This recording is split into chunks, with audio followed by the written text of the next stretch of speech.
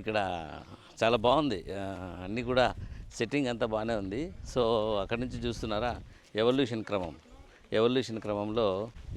క్రమాన్ని ఇక్కడ చాలా డయాగ్రమేటిక్గా పెట్టారనమాట. డైనోసార్స్ దగ్గర నుంచి మెల్లగా తీసుకొని వస్తూ మనకు ఆ డైనోసార్స్ నుంచి కోతి వరకు డెవలప్ నుంచి హోమోసెపియన్ వరకు వెళ్ళడం, అక్కడ వేటాడడం నేర్చుకున్న తర్వాత ఒక ఆది మానవుడు లైఫ్ స్టైల్తో ఉండడం.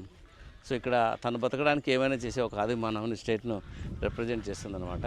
సో హ్యూమన్స్కి వచ్చేసరికి మనకేం చెప్పిస్తారంటే మనం బతుకుతూ 10 మందిని బతికించాలనేది ఒక ఆధ్యాత్మిక కాన్సెప్ట్ డెవలప్ అవుతూ దాన్నే దైవత్వంగా గుర్తించబడింది అనమాట.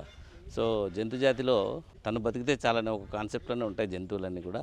బట్ ఆధ్యాత్మికతకు వచ్చేసరికి మనం బతుకుతూ 10 మందిని బతికించాలి, మనం బాగుపడుతూ 10 మందిని బాగుపరచాలి.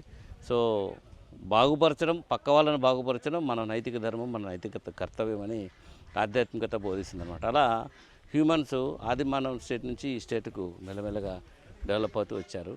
సో చాలా బాగుందండి. ఎర్త్లో కష్ట ఇక్కడ ప్లాస్టిక్ ఫ్రీ ఎన్విరాన్మెంట్ అని పెట్టారనమాట.